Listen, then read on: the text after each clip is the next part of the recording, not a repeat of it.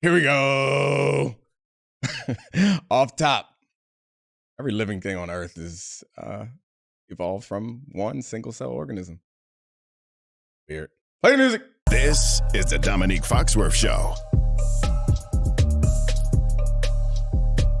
Welcome to the Domonique Foxworth Show. Clearly, I hadn't looked up and off top before the show started, so I was pulled from other weird things that pop into my head. We are joined by the great Mina Kimes, as we have been routinely on Fridays, and of course, Charlie's here. You ever think about how what we see may not be actually what is there, and how our I used to think about that a lot.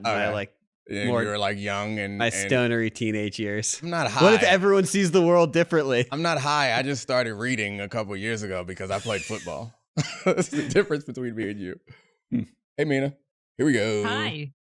Yeah, I mean, I too watched the Matrix series as a high schooler. It's an entirely different concept. Not that we're living in a simulation, that our eyes can only see certain things, and that our brains are actually sending more messages to our eyes than our eyes are sending to our brain. So we are really interpreting what we're seeing rather than seeing what we're seeing. So like if there's different colors that we can't see, there's different things we can't see. It's just weird that comes to my head because I'm not on drugs. You know who's going to be able to relate to that this weekend? CJ Stroud, because the Ravens defense makes you think you're seeing one thing and then it's really another thing. Man, there's only one best in the business. Stop wasting Mina's time, Dominique. And we got her here. We got her here. There's nothing more important than this game this weekend. I do want to. There's a lot on that game, but I do want to start with Bills Chiefs just for the narrative perspective of this, because there's a ton. Damn, overruled the segue. Yes, overruled. Okay. Overruled. That's fair. The Bills Chiefs is the game. If we rank them by juice, that is certainly the juiciest of juices. Juice. All right, go ahead, Charlie. What's your question? Okay, so this is a big narrative game for a lot of reasons. I feel like the Allen Mahomes thing has been at the center of the NFL universe since the 13-second game, but these are very different teams. We're nearing the end of a first Bills run because of an aging roster and injuries, but Josh Allen is playing better than ever. Mahomes has a different cast than he has in prior Super Bowl years, maybe one that's been a less effective offense for most of the season, but they rolled the Dolphins in the wild card round. I do want to ask you guys, though, because he's lost to Mahomes twice. Is this Josh Allen's best chance to beat the Chiefs in a playoff game? When I watch the Bills play, I say, man, Patrick Mahomes is going to feast. And then I go and watch the Chiefs play, and I'm like, this is going to be rough for Patrick Mahomes to get anything done. Because I think that we have to give a lot of credit. Mina and I talked about this. This might have just been a text conversation a couple weeks ago about how well Sean McDermott, former safety, has done coaching up this defense in the area in which they had a lot of injuries. Their secondary, the safeties are back now. But that was when we were watching, that was the group that was powering their improvement. It was like this injured group that's just playing really well in that situation. And I would assume that Patrick Mahomes would be able to exploit it, but I rewatched that game from when they played earlier in the season, and I saw Patrick Mahomes making good plays, making the Patrick Mahomes plays, but guys not being able to make catches in tight windows, and also Patrick Mahomes kind of pressing. So to answer your question, is it his best chance? Well, I would think that maybe it's unfair to say that when they were up with 13 seconds to go, that was his best chance to win. But I get what you're saying. The point you're making is this the weakest Chiefs team that he is going to face? But it's the best Chiefs defense that he's going to face. So I don't know. I'll come up with an answer at the end of this after Mina tells me what to think. Stumped you. Well, and I think, Charlie, it's also, they're playing at home, which is this, they haven't had the opportunity in the playoffs. So that obviously makes the chance a little bit better. I think you got to start from kind of, if the game plays out the way it did in week 14, if the Chiefs look like they did, the Bills should win. So you have to start from the place, okay, what's potentially different? Because that was offensively really hard to watch. Obviously, it was the Kadarius Toney game, but their mistakes abounded, not just penalties, route running, drops. I'm sorry. Which Kadarius Toney game? I just wanted to give Charlie room because I knew as soon as you said the Kadarius Toney game that Charlie was going to be like, huh? Are you sure you're not talking about the first game of the season was the Kadarius Toney game? Okay. I thought the wild card game, because they didn't make him active, was the Kadarius Toney game when the Chiefs actually scored points. Anyway, get back to your point, Mina. I'm sorry. The Kadarius Toney offsides game, as opposed to the Kadarius Toney drops game or the Kadarius Toney inactive game. This was the game that he lost in the final waning seconds of the game. There are some things that are different offensively. So one of which is Isaiah Pacheco did not play that week. I think he is a difference maker for them and for everything that flows out of their run game. Man, times have changed. Listen to me. Isaiah Pacheco is a difference for this. Running backs do matter, but he does matter. And I think you see that. You certainly saw that on display in week 14. And then I think, so Rashee Rice by then had already emerged as the wide receiver one. He got the bulk of the targets. So in some ways you can't say, well, now that Rashee Rice he was already the receiver one. However, the way that they've used him has continued to evolve week to week. And what really jumped out to me, Domonique, in the wild card round was sort of the expansion of his route tree. Now he is like the deep over guy in a way that he wasn't earlier, certainly earlier in the season. And that has been their most explosive option by far. Him, ball in his hands, downfield, presents some issues potentially against a Bills defense that might be missing Taron Johnson, who's their very, very good slot corner. Linebacker injuries are a question mark. I know we keep saying with the Bills, this is it. This is the injuries. They're too much on defense. And I keep being wrong. But this might be the game where I feel like those injuries, particularly those injuries at those positions, finally hit them in a way that makes their defense vulnerable to the Chiefs in a way that they actually weren't even earlier in the season. I was disappointed in the Bills defense last week, honestly, like in that game, because I had been seeing them play well against tougher opponents, or at least what I viewed as tougher offenses. So I was like, all right, it's going to be a cakewalk. And they got turnovers, which helped, but they didn't shut down Mason Rudolph and Najee and the Steelers offense in the way that I expected him to, which gave me some pause, because part of the reason why it's taken me a long time to come around to believe in this team, but part of the reason I believe in it is because their defense has been playing so well, and they've been playing well in a way that I felt was sustainable. And to see it kind of fall apart, well, not fall apart, that's not fair, but to see them struggle against an inferior unit while at home with a quarterback who has been given up on twice already by now, just made it kind of concerning for me for their defense, especially going up against Patrick Mahomes. If we flip it the other side, well, I won't flip it just yet. I'll leave it there because it looks like, as always, when I start talking, Mina makes faces. That makes me think she has some I agree insight. with you. I felt no, the same they're way. not disagreeable faces. It's just like a light bulb face. No, I'm with you. I think you and I have had this kind of ongoing dialogue on my podcast about the Bills defense and how impressed we are and how Sean McDermott deserves a ton of credit for the work he's done with them, the way they use disguise and coverage, the way they've played the run. The Dallas game comes to mind.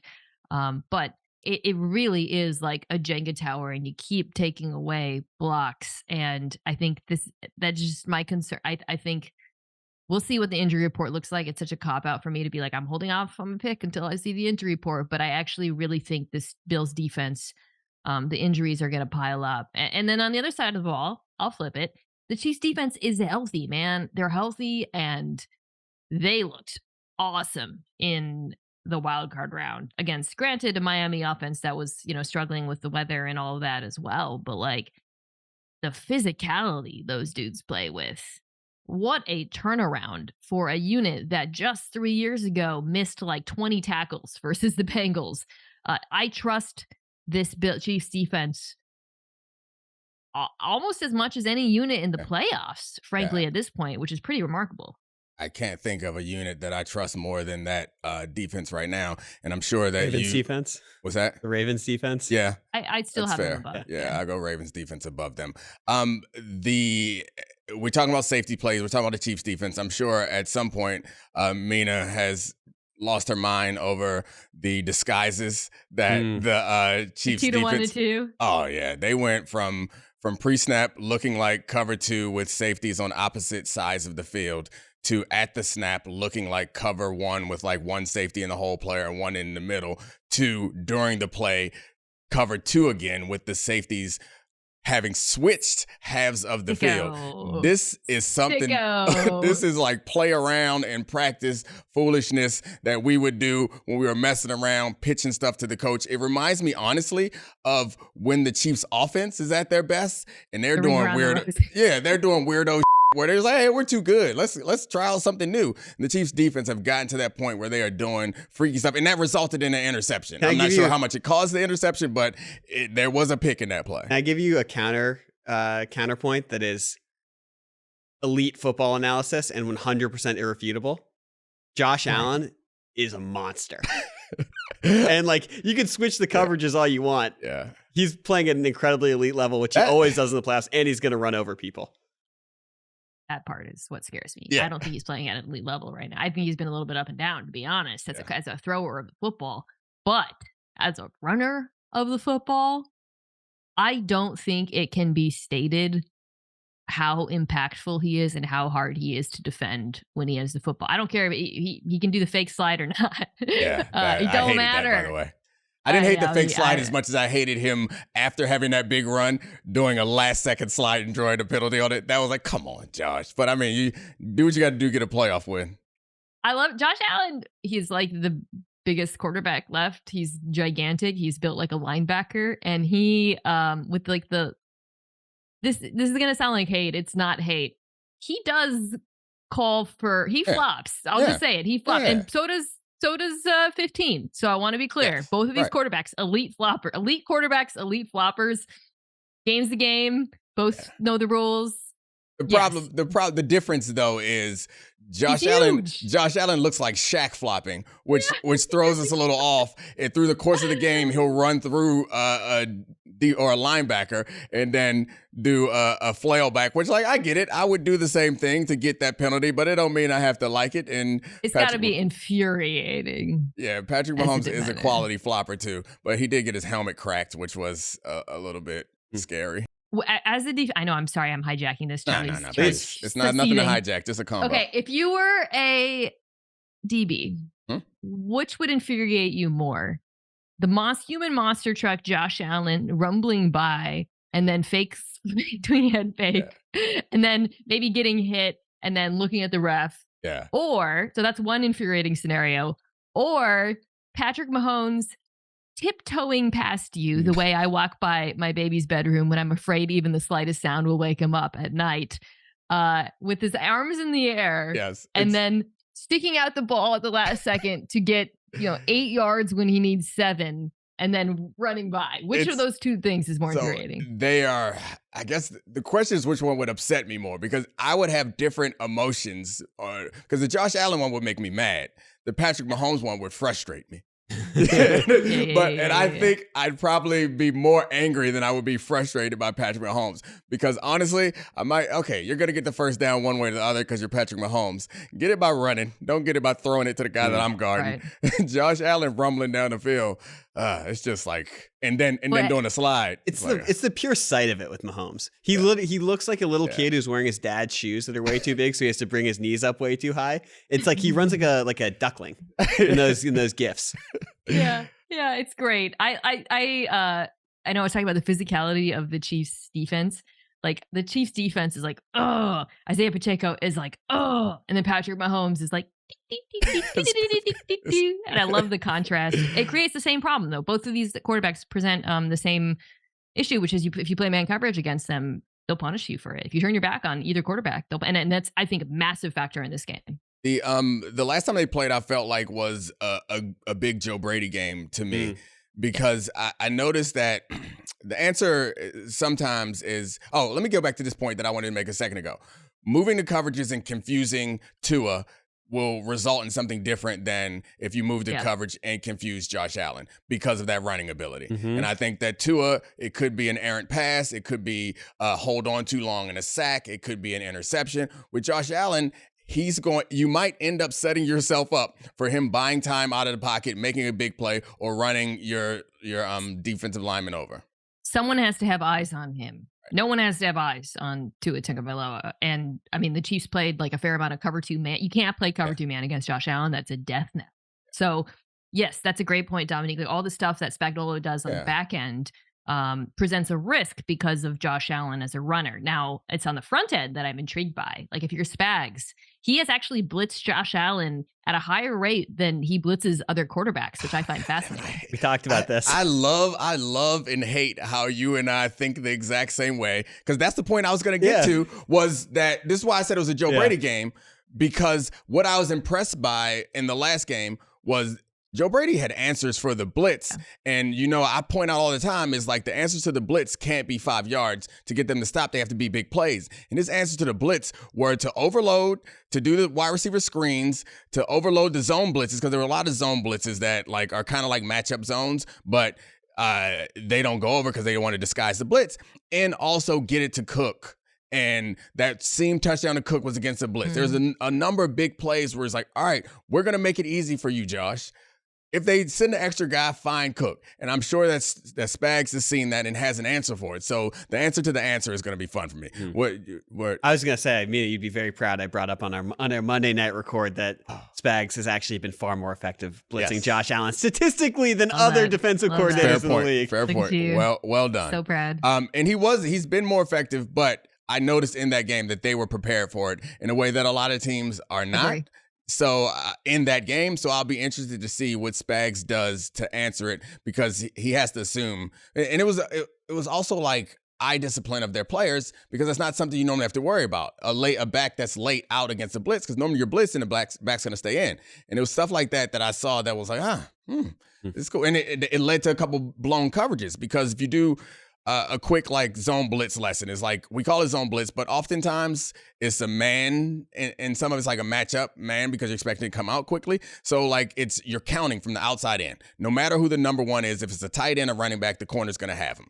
You're counting from the outside in. So if you go 4-by-1 and you have a defensive lineman dropping on the opposite side, he can't get there. Or you have a linebacker who's not accustomed to doing these things, he can't get there. So these are ways that teams try to attack it, and it was one of the things that the Bills did in that first matchup. The seam ball was when they, I don't know, did they motion Cook into a 4-by-1 formation? So no, Cook was on the left side, and they motioned. Okay, sorry, it was someone else. Yeah, they motioned, I think it might have been Shakir across.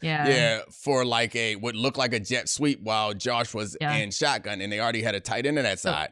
And they just flooded that side, and Cook went up the seam untouched. Well, that jumped at me because that's what the Chiefs do so often, is motion into quads. And when Joe Brady did that, it was like, oh my God, because the Bills don't, like it was like very Chiefs-like.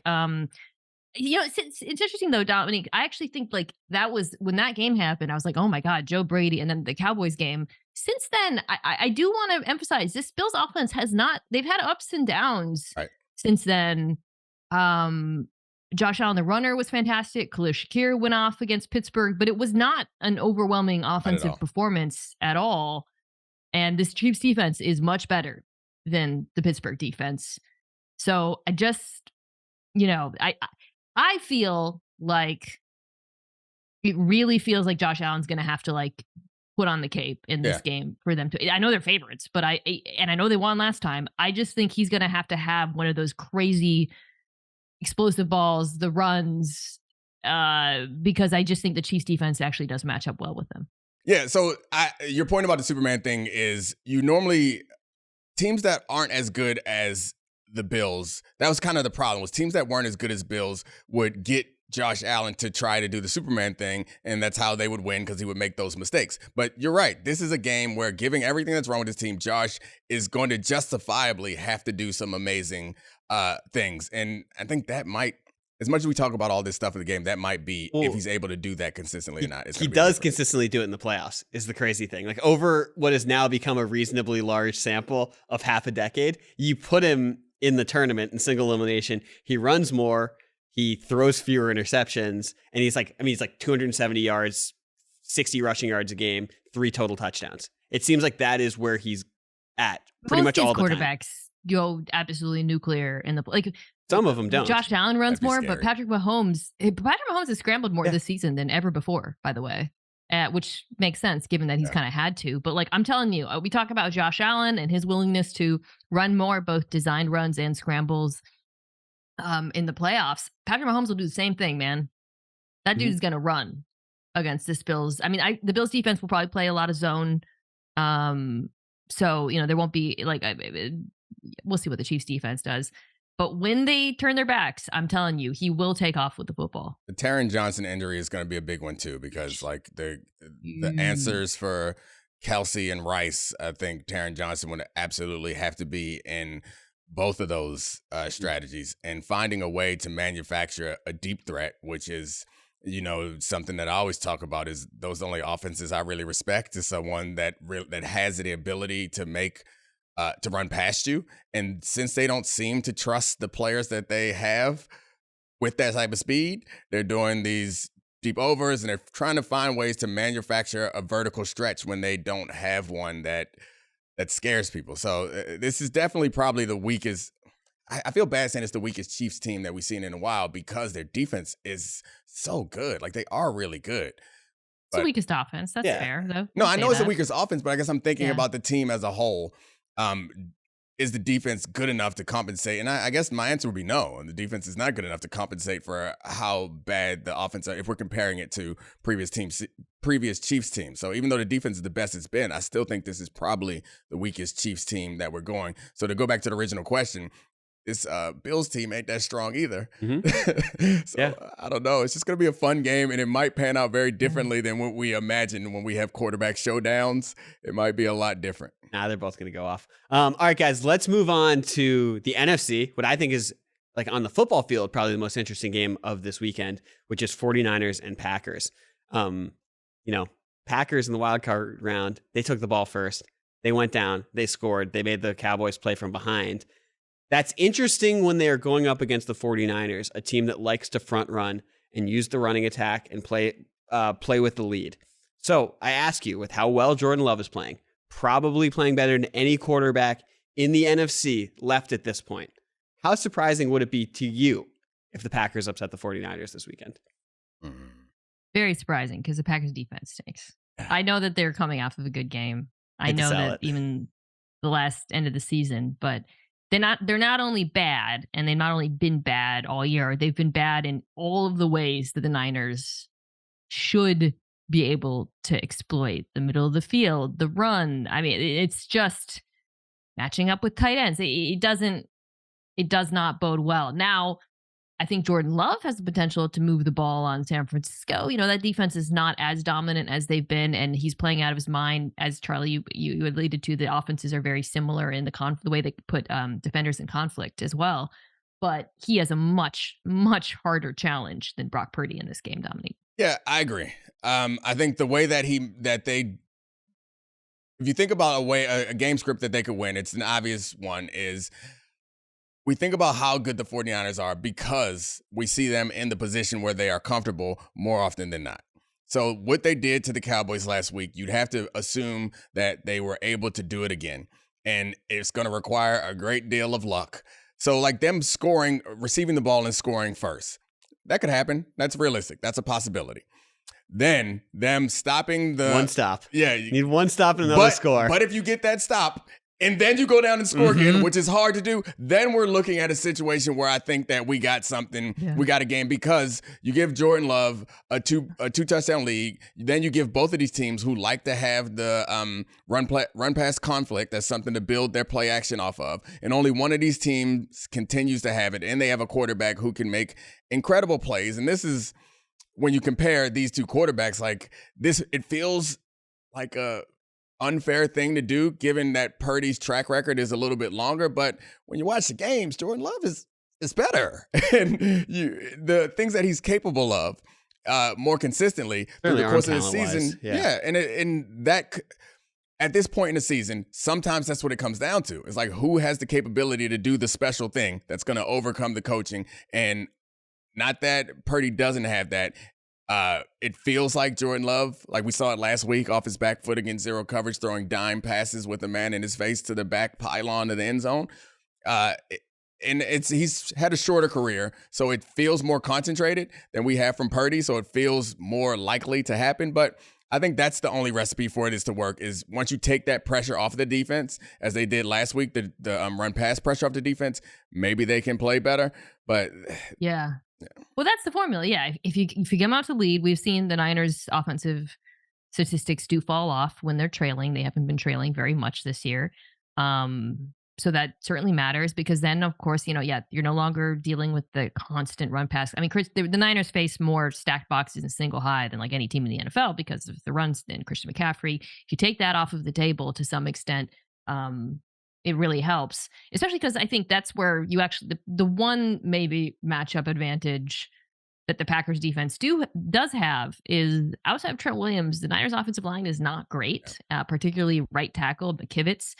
So if Rashawn Gary versus Colton McKivitz is a matchup I like, if you know that Brock Purdy is throwing the football and he has to hold on to it for any extent of time, I just find it hard to imagine that happening. But it would have to be the way Domonique describes. Also, by the way, it's supposed to be like a thunderstorm, which I think could actually, I might be wrong about that. It's supposed to rain.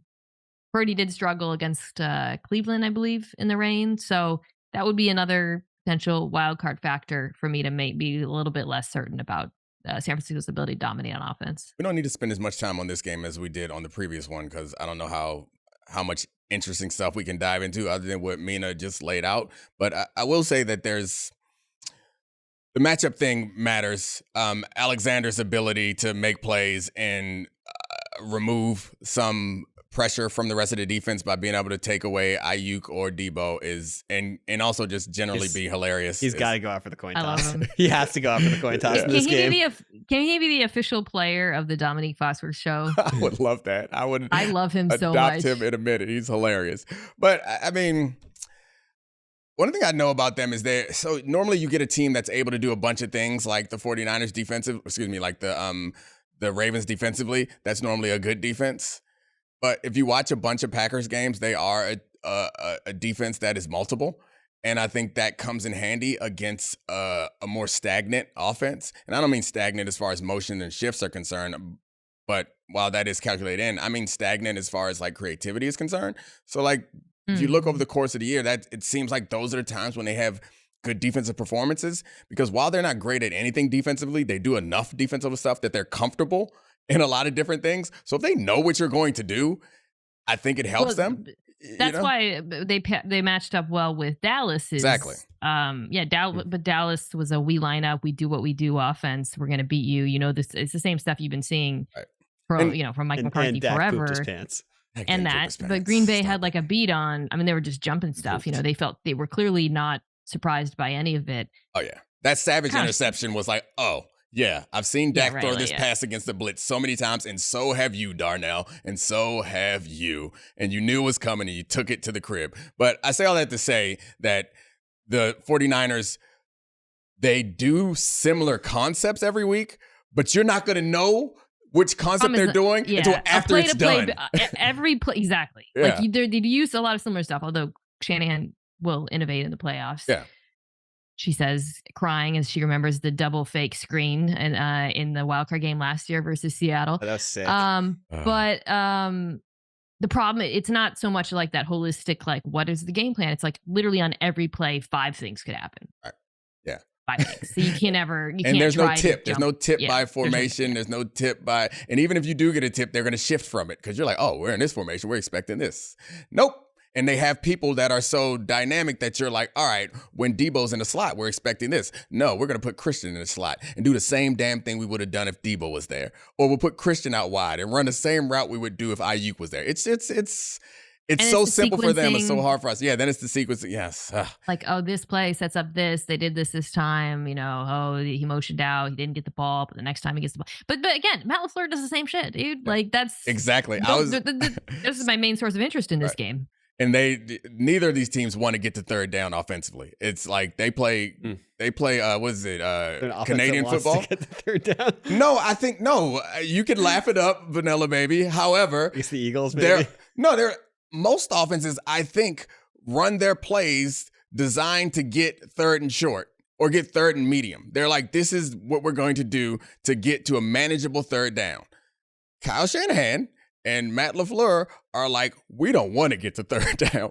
We have no desire to get to third down. We're going to throw and play action and take shots on first and second down. And then they get to third down and like, all right, we got a couple plays for this, but it's clear. They get so much less creative and so much less interesting on third downs. Yeah. I bet if I sorted the offenses by average depth of target on first down, like doing that right now, I bet on first down, well, it would be... if it supports us, say it. If it doesn't, say that you lost your internet, even though we're still connected. I mean, just any Kyle Shanahan quarterback averages like between 8.2 and 10 yards per attempt per season. So that alone will validate your point. Yeah, that's certainly the case. Yeah, on first down, yeah, they're very high. So, well done. All right, guys.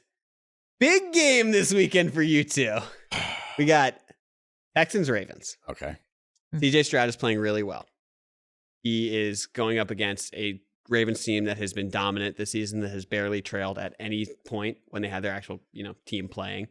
The Texans are the hot team with a very young quarterback, and they're going against a Ravens team and a quarterback in Lamar who has had some postseason struggles. Got a really original question for you here. How surprised would you be if the Texans upset the Ravens this weekend? Yeah, I'd be pretty surprised if that happened. Yeah. I think while CJ Stroud, we don't need to grade him on a curve to be impressed with what he's doing this season. But I will say that his game last week the numbers were better than the performance. Oh, you're wading into a spicy topic on the internet right now. I don't know if you're not really like online. Yeah, so you might not have seen this. Oh, really? This discourse. I just rewatched the game this morning and saw him hit the safety in the face with the ball, and then watched a lot of the other plays that seemed like they were scheme dependent, and was like, "Great job, you're a rookie, awesome game." Okay. But some of this stuff is not you being special.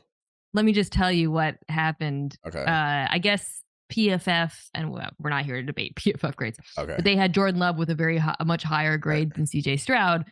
JJ Watt saw this and was like, this is why PFF grades suck. Gosh. They had the same stats or whatever. And this kicked off a whole argument about PFF grades, but also about these games. I'm with you. Like, I thought CJ Stroud was my offensive rookie of the year. He's amazing. This wasn't his best game at all. And Jordan Love was better. It was fine. He's not a better quarterback. Maybe he will be. I don't know. But it's okay to acknowledge that it wasn't his best quarterback game of the season. He's awesome. Sorry. JJ Watt is nothing he's not good at. Man gets in the media and he knows the right buttons to press. He really does. To get him amped, because that is a great button to press there, because it pits two very passionate groups against each other. It's like the Proud Boys? No, not the Stroud Boys. Just the general idea of eye test guys, or just like feel guys, which is like old fashioned football, and like the newer generation of like analytics / film crushers. It's very different watching that game, because I felt different about him after I watched the film than I did. Because when I watched the game, I'm like, God damn, CJ Stroud, you're so good. You're the man. Woo, woo, woo. And then I get a little distance and I look back and now let me actually look at all of these plays and analyze who deserves the credit or the blame. Jordan Love is like my film, oh yeah, I watch his tape as a little treat to myself. Let me see the end zone view of this third down. If I get through this Bills tape, I will reward myself with some Jordan Love dimes. Little love is a treat to me. CJ Stroud's awesome, but I think the scheme played a huge role. That was, again, Bobby Slowick, take a bow, who ironically I guess used to work for PFF, which was a whole other layer to this thing.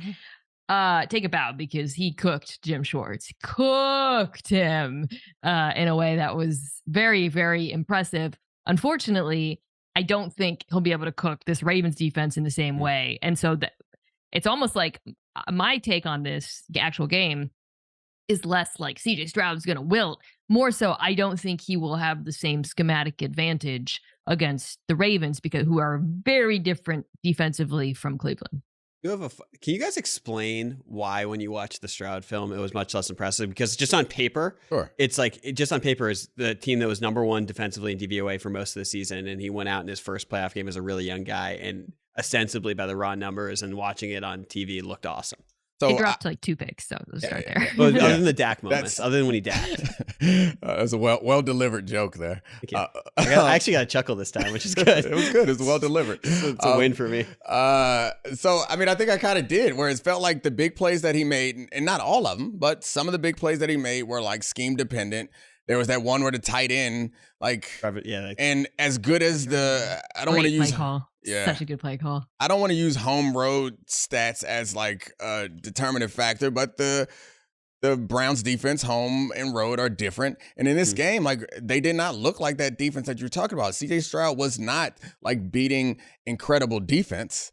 You know, it wasn't like making these ridiculous, and there were like that one deep one to Nico Collins was like, I give CJ Stroud a ton of credit for that. And it feels bad. Like, I hate this position that you put me in where I have to explain why it was less impressive, suggests that I'm saying that he's not good. Not at all. He was awesome.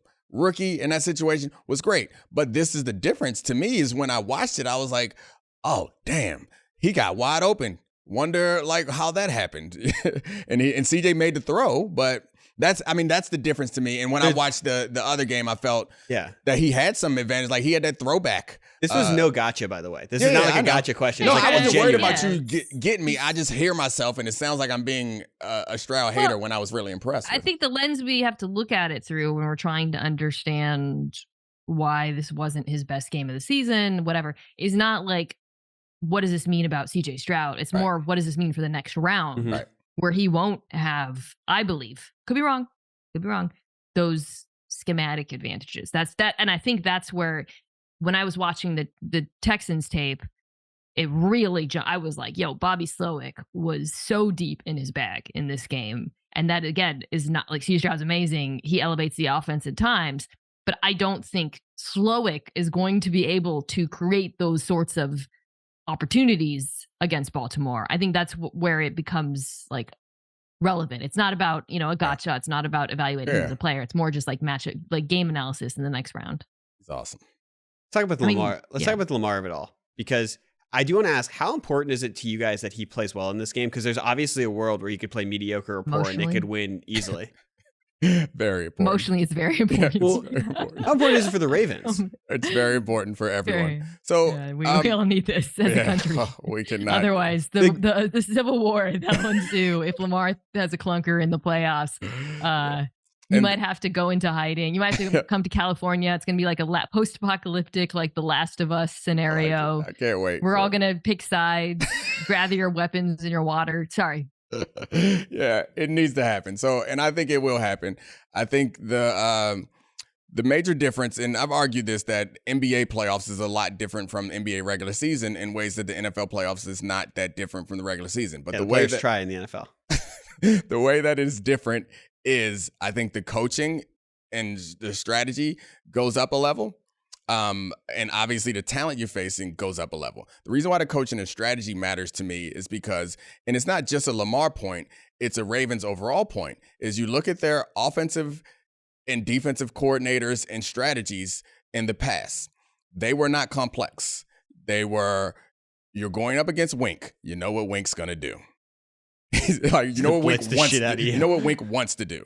And you remember that version of the Lamar offense, even as it developed, it still was like, all right, we watched this film all season long. This is what they're going to do. And when you have people to start scouting and game planning weeks in advance, and they're pulling out all their best tricks for that situation, and you don't have another move or another move after that move, you put your players in a tough situation. And I think that Lamar is situated now with the defense and the offensive coaching staff and the different skills that they've shown through the course of the year, both sides of the ball, that he will not be in a position, or he will be put in a position to succeed at some point in the game, even if it doesn't start off well. Yeah.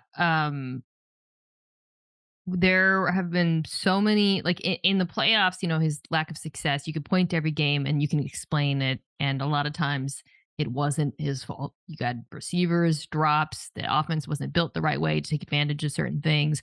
He made mistakes as well. I don't want to say it wasn't entirely, but it was easy for people like Domonique and I to say, no, like, hey, Marquise Brown actually catches that football, or if there's guys who can win outside the numbers or whatever. This offense should win. They should be able to move the ball in Houston.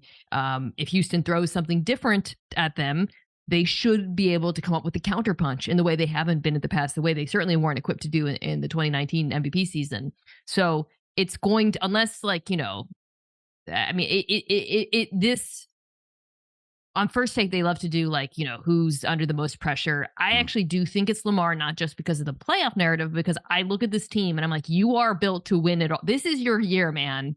This is your year. And going into this game, looking at the Texans defense, as much as they've improved, there are so many areas where I'm like, Baltimore should win here. They should win here. They should win doing this. And if they don't, I think it's going to be incredibly disappointing for them. Can't add anything to that. Yeah, my follow-up was gonna be is there different tape from the Lamar numbers in the playoffs, but you sort of answered that. Yeah, no, we answered everything in that one take. I'm going to this game because you are? Yeah, I was planning to take my son to with my parents. We go to a game with them every year. I was planning to take them to the Steelers game, and then they weren't going to play, and we were going to go anyway. But then it was raining and stuff, and I was like, I'll take you to the playoff game. Now the playoff game is here, and it's going to be like 12 degrees, and careful, the Stroud boys are going to come for you after your take earlier. Anti-CJ. Yeah, I'm pro CJ. They're not that Texans fans aren't super, massive and loud. They're great, but they're not one of the more aggressive fan bases. It's the Ohio State fans you gotta worry about. You don't say. Made them they will come out of the woodwork to defend CJ if you say anything even mildly critical. They'll be fine. I mean, I feel like the Texans fans, they've already won their Super Bowl. Oh, yeah. It's a massive success. This is all. Hey, let me ask. What's after icing? Cherries? Whipped cream? It's after icing already. Let me ask you a question then. Sorry, Charlie, taking over a little bit. Would you rather be a Texans fan or a Packers fan next year? Texans fan. We talked about this. So, Barnwell asked an incredibly similar question. No, he didn't. Yes, he did. What was the question? Barnwell and I do tend to think alike. So yeah, it was basically brighter future, Stroud or Love. And I thought Domonique was going to choose Jordan Love because of the institutional stability of the Green Bay Packers organization. And I was going to choose Stroud because of he's younger, his longer cost controlled contract. He throws the ball beautifully. He's like the Klay Thompson of football where everything looks perfect. But honestly, I think it's Stroud because of the AFC South also. So I think we're going to agree vigorously. Yeah, I think it's the division. It's the youth of the quarterback. I guess the pushback could be, as we just talked about, how their playoff win was largely predicated on the talent of the offensive coordinator. He's going to be gone soon, if not this year, next. I mean, I assume that he'll be out of there soon, and that's a different situation. But I like it's hard to speak about a team's culture when you're not in there and they don't have a long history of it. But DeMeco Ryans seemed like he got to figure it out. That guy is really good at coaching football. I talked about this a little bit on my Today show, actually. Just some of the defensive adjustments he made, and I think it's important. Domonique, you and I remember with the San Francisco had a few conversations about how he was underrated as an in-game adjuster and innovative play caller, and I love his. I feel like, and this is going to be very relevant in this game, I don't know if there's a coach in football who I'd trust more to blitz at the right time than DeMeco Ryans. He's so good at picking the right moments and calling the right pressures. And against Cleveland, again, some of the changes that they made defensively were so smart. However, I do worry about Slowick moving on. And this is why ultimately you do tend to see a bias with teams hiring offensive coaches, because if you have the play caller, he can just stay your play caller forever. Matt LaFleur is going to be Jordan Love's coach, for a very, very long time. I was trying to figure out a way to definitive about that. But. Yeah. I was trying to figure out a way to ask a question about the offense versus the defense in Houston, but the answer is going to be skewed. So I'll just point out that the improvement on the defense is almost as impressive as the improvement on the offense. And we don't talk about it as much because it's not as easy to paint a story around one single player like the quarterback on the other side. And they've gotten better over the course of the season. And it's underrated, like part of how well they played. And that put that game away.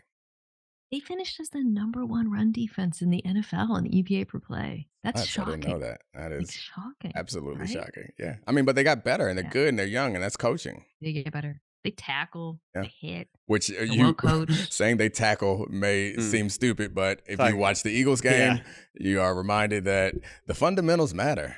I got one more Stroud follow-up. Domonique, this is like, he's been so good as a rookie and so far ahead of schedule. There's almost no comp for it. Like maybe Andrew Luck, maybe Dan Marino. That's pretty much it for how efficient, how good he's been at this young of an age. Like some of that has to be scheme of agnostic, right? Like you can rotate the door of offensive coordinators and he's still going to be awesome. Yeah. I mean, you can see through the course of the year that he makes some throws and makes some plays that are just him being special. Yeah. Outside of it. Yeah. 100%.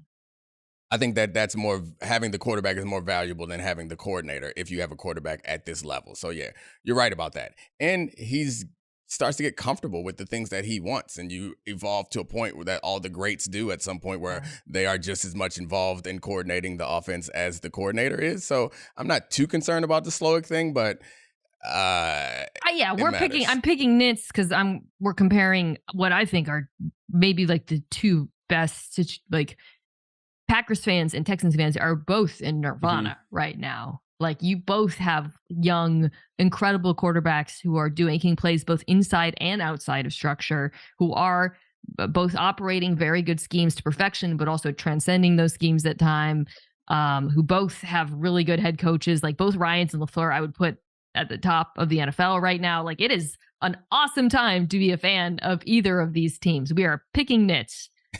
Ohio State fans, by the way, it's Foxworth 24 if you want to someone not me. Come for me if you would like to waste your tweet on someone who gets on Twitter maybe once, twice, 3 times a week. We'll never see it. They got mad at me because I was like, I praised like Nico Collins. Like I did a tweet that was like, CJ Stroud's been incredible, but like it's not like he's throwing to scrubs. Nico Collins and Tank Dell are really good. And they were like, how dare you say he's not elevating the offense? I'm like, literally the point of this tweet is not about, it's about these 2 wide receivers who I think are really good. And yeah. I might get on Twitter this weekend and just search your mentions and go through it, just start blazing these dum-dums. It'll be fun. You could get my mentions about the Ohio State stuff, which is the funniest thing because I criticized Ryan Day last weekend and I have no following. Last topic, rapid fire on this one. All right. Who do you think wins Bucs Lions? Or if you don't want to answer that with just a prediction, is there anything you find super compelling about this game? The thing I find super compelling about this game is I think that the Bucs might actually be a bigger threat to the 49ers than the Lions. Ooh. You said you want a rapid fire, so I get no elaboration. No, I don't agree with that at all. Charlie said rapid fire. That's it? You could explain yourself in a rapid manner. I wildly disagree. I think the Lions win. I think the Lions are actually an interesting matchup for the 49ers because 49ers are not that great in run defense and the Lions can run the football and the Bucs can't run the football for crap. Got it. I need you to explain. All right. So here's my explanation. I think that the Lions are better than the Bucs, and I think the Lions likely beat the Bucs this weekend. But my reason for saying that the Bucs could be a better matchup for the 49ers is because I wanted to get Charlie excited about a spicy take. No, we talked about this in the green room ahead of this. Don't cop out now. You can disagree with me on this. Should I guess? No. I thought he was like waiting for me to guess or something. I was yes. I'm not copying out on chaotic Mina. Defense. I think the middle of the field players. Yeah. I think we always talk about interior linebackers. Have we had this text discussion before? So now when I actually start explaining, when I played dumb, you ain't say nothing. When I actually started explaining what I was talking about in the green room, you cut me off. So middle of the field players, Winfield and the linebackers. Yeah. Those are the players that are attacked. That's the reason why I think that defense could have a better shot. I don't feel very good about anything in the the Lions defense with the exception of Aiden Hutchinson. Kyle Shanahan and the 49ers will be able to neutralize Aiden Hutchinson because he's only one player, and they will be able to score on those corners who really struggle. So I think it's more about there being some sort of real defensive resistance. The few times that we saw a healthy 49ers team struggle was because the interior players of the 49ers, the safeties and of the Ravens, the safeties and the linebackers were able to compete in a way that no one else has that. So that's what it comes down to for me, is that could slow them down some. And Baker has two really good receivers and Tristan Wirfs to protect him because he can block everybody on the line at the same time. That feels like it could be that feels to me like it could be a scarier matchup for the 49ers. I don't think I could feel you kind of losing confidence in the take as you were. It's not that I'm losing confidence in the take, is that I don't think that they'll actually get there. I do think that I think they're going to lose to the Lions, but I think that the 49ers match up better against the Lions. I don't think either the Bucs or the Lions defense match up well with San Francisco. I hear your points about the middle of the Bucs defense, but at corner, they're just getting killed. They're getting killed deep. The Niners can kill them in a bunch of other ways as well. I do think that both the Bucs and the Lions have actually pretty good run defenses, which is interesting. And they both play a lot of single high. So there's some similarities. I like the Lions better just because I think you can't beat the 49ers unless you can score points in the 49ers. Like the best chance of beating them is pulling ahead, as we've discussed, or just keeping pace. And I actually do think this Lions offense, I don't think the Bucs offense can keep pace with San Francisco or can succeed against San Francisco defense. I think Detroit's can. Said it all year long. The Niners defense is soft against the run. They just are. Which, by the way, is going to be meaningful this weekend because Green Bay is very good at running football right now. Fair point. Both of them are not any match for the 49ers, though. I don't think either of these teams is like same. Us debating whether the Lions or the Bucs is a better matchup when neither of them is really a good matchup. But I stand by my belief because you know why? Because they're going to lose this weekend to the Lions, and then You'll never have to. I'll be right for eternity. You'd be like, Bucs would have done better when the Lions get blown out by San Francisco. Told you. All right. What you got, Charlie? Before we go, I should have prepped you guys for this ahead of this podcast, but do we have something to announce about what you guys are going to do in Las Vegas on the Thursday before the Super Bowl for fans of this podcast, the Mina Kimes Show featuring Lenny, Bill Barnwell, Kevin Clark? Huh? I don't know. I don't think so. We are doing a live podcast taping from Las Vegas. News to me. You knew this. Where are we doing Thursday. It's at the Jimmy Kimmel Comedy Club, which now means something it really didn't like 4 weeks ago. It's in Las Vegas on Thursday at 5 p.m. The link is bit.ly/MinaFox. And tickets include food and merch. So you will get both of those things. If you come, we will all be there. I haven't sent out the link yet. So if you're hearing this now, you're going to hear it before socials. Yeah, it'll be a lot of fun. And Kevin and Bill will be there and we'll talk about the game. We'll probably take questions. I will not stand for this. Mina gets top billing. Mina and Fox. What did you think was going to happen? Flip it. Fox and Mina. I want Fox first. Mina? Alphabetical Well, order. You could try entering that and see what happens. Probably nothing will happen. So. Oh, man. I got a question for you before we move on to Roses and Thorns in this episode. So, Mina, if you took a bagel out of the freezer and it was frozen and you wanted to cut the bagel in half, would you try to cut it in half while it was frozen, or would you defrost the bagel and then cut it in half? You're asking an expert because I worked at Bagel Nosh all through high school.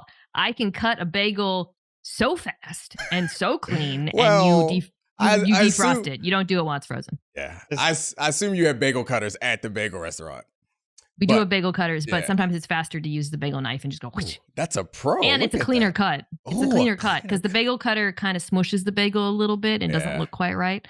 If you have one of those serrated knives and you just go, whoosh, Well, Mina, let's take the Band-Aid off so we can see how clean that cut is on Charlie's thumb, because he thought, hey, let me cut a rock with a knife. It was partially defrosted. I was just impatient.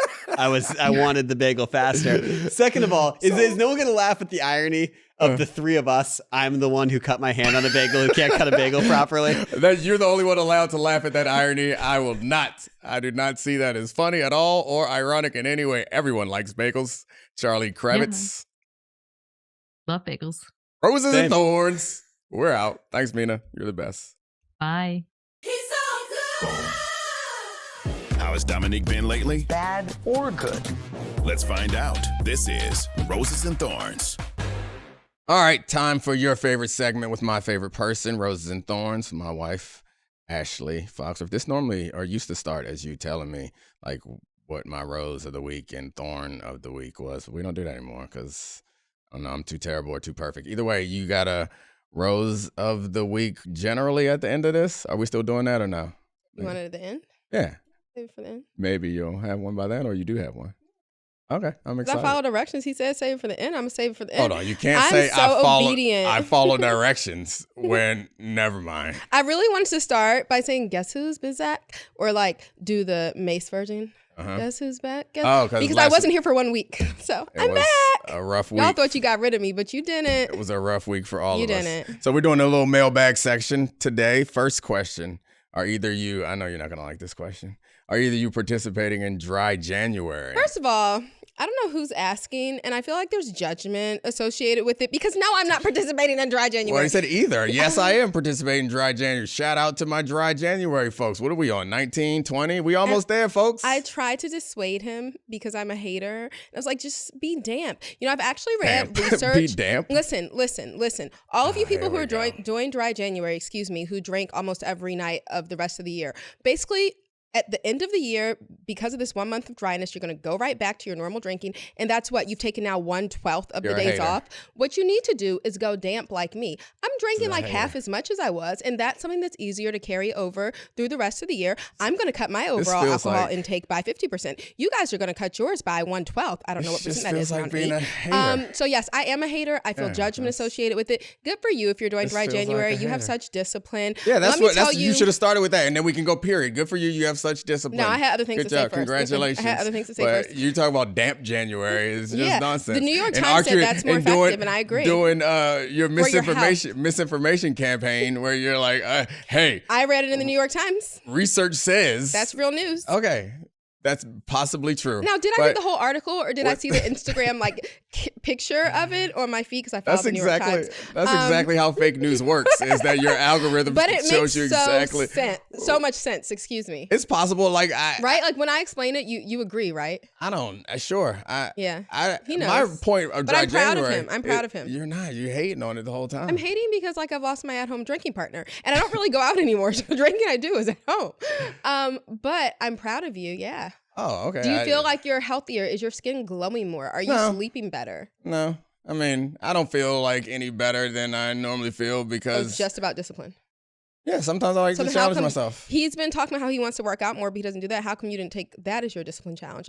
I will. I'll add it on next. It's a step at a time. You got to prove it to yourself. So you're not going to add alcohol back in? I don't know. Maybe not. Listen, he didn't drink at all until like 4 years ago. So I'm totally fine with sober Domonique. Like, I don't care. I can drink at home alone or when I go out alone. But it just feels like any little thing that brings you joy, if it's not detrimental to your health. Yes, because alcohol is not at all detrimental to your health. I mean, if you're drinking in moderation, I'm not a doctor. I'm not a scientist. I don't know. Maybe it is. But I mean, my reason for doing Dry January wasn't as much about like I'm going to get healthy. It's like, sometimes, during the pandemic, there's a little too much drinking. And then I was at home, and there was a time when I didn't drink at all. Then there was a time when, I didn't drink if I wasn't out or something. And then there was the pandemic. We got to a point where it was like... whatever liquor was in the basement. It's like I was just drinking tequila to play Xbox with my friends. Then it was bourbon. Sometimes I go be like, wow, he drinks gin now. Okay. It's there. My drum shampoo is gone. So then you just say, can you stop? Sure. Stop it. Maybe I'll never drink again. Please don't do that. I hate when people do that. Like when people do that with meat, I'm like, but I just want to go get one more steak with you. You can't just stop eating. Nobody stopped you from doing anything that you want to do with you. I don't like steak that much. It's all right. I know. I mean, that was just an example. That was about my hairdresser who like stopped eating meat, and I'm like, but don't you want to go get a burger with me? Like, that's so selfish of you to not eat meat. Who am I gonna have a burger with tonight? And I invite him like to steakhouses with me regularly. Such a great joke opportunity that I have to leave there because they would just cut it out anyway. Anyway, moving right along. And I'm proud of you for doing Dry January. Whoop, whoop. What are we doing for February? Fornication February? Freaky Feb? Get it on. Fidelity February? I hope that's all year, but maybe it's not. Only Black History Month. That's the only time. Oh, man. You got any mailbag questions? You seem like you really didn't like my joke. Yes, I have one for you. Okay. Andre 3000 is releasing an IMAX experience for his flute album that you may or may not have enjoyed. If you got a free ticket, would you go? If I got a free ticket, would I go? It depends Let's on how say long. It's 2 hours. Yeah, I knew he was going to say that, so I had to add a time. So, that's like normal movie time. I feel like it might be 3 hours, though. I'll say no. I mean, I don't go see movies that I want to see, especially during football season. I just don't have time. Like, so much traveling, then I'm home. I watch movies in the basement with our kids sometimes. Sober. Yeah, sober movies in the basement with our kids sometimes. But I didn't like the album. It wasn't. But what if it's like a peek into his life, yeah, too? So like, that's the thing. Why I was trying to imagine a way that it would interest me, but I don't care about his life. I like his music. Like, I'm not the, I don't know. I know there are different types of like a documentary. Fans. Yeah, I don't think care. He's interesting? I don't care. He's interesting. No, he is interesting. Probably, but I don't care. Especially when you really like his music. Yeah, I really like his music. Well, not this music. It ain't for me. But you know what? I'm going to be honest. I still haven't seen the Beyonce concert show, even though I bought tickets to it and I just couldn't make it. One of the kids was sick. So I supported it because Queen Bee needs more of my money.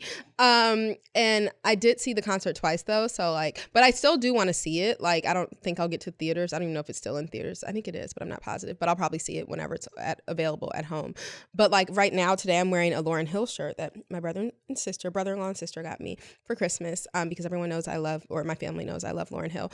But like, if there was a documentary about her, I might also wait for it to come out at home. So, I might listen to her music once a week, but you're right. I might not rush to a documentary. I guess I was trying to imagine what the documentary could be about that could be interesting to me.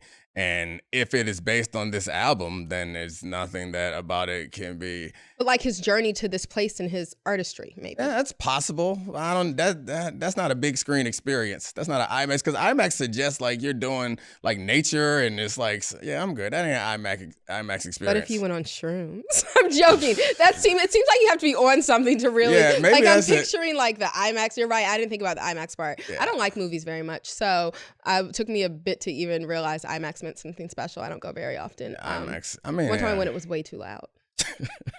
Like I hated it. I had a headache. I was miserable. Okay, do you have another question? I got one that I'm sure you're gonna dislike. Ashley, any thoughts on changing your quarterback crush to somebody that wins, like Patrick Mahomes?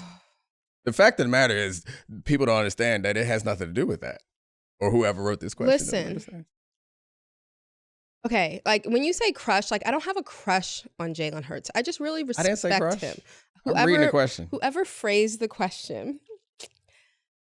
But I always, like, let's say if in the Super Bowl, I mean, they're not in it anymore, I know. But let's say, hypothetically, if Jalen Hurts had met up with the Ravens in Lamar Jackson Super Bowl, I would still root for Lamar Jackson and the Ravens. Like, I don't come on here talking about him all the time, but it's kind of like a joke. I really, really like the Ravens. I love the Ravens. They paid him is the largest reason. But it's also a really classy. We only got married because Ozzie Newsome told me to. Okay. That's not true. I was pregnant. That's why we got married. It's also JK LOL. It's also you can LOL, but you don't got a JK. That's why we got married when we did, let's say.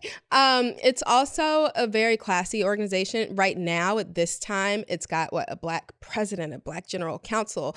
John Harbaugh is not black. I don't got a black coach, but I really like him. A black quarterback room. Like there are a lot of things that I like about it. But Lamar Jackson, just like how he is, who he is, and he's like, my mama's going to represent me. Y'all going to pay me. Yeah. I'm going to wear my plaits how I wear my plaits. I appreciate that you like that he wears in the way that he's going to wear them, but you would not allow anyone in our house to wear plaits like that because I know that that's not a style that you like. The long hair isn't the problem as much as just that style. But anyway, I'm just saying that speaks to the fact that you are a fan of his version of authenticity, which is cool. Yeah, and I like that the Ravens embrace like their players' authenticity, like over the years. Like, anyway, I'll stop there. But like, I think that's great. So I love the Ravens. I'll always root for the Ravens. So I wouldn't say that I have a crush on any quarterbacks. I have a crush on one former cornerback who is sitting right here next to me.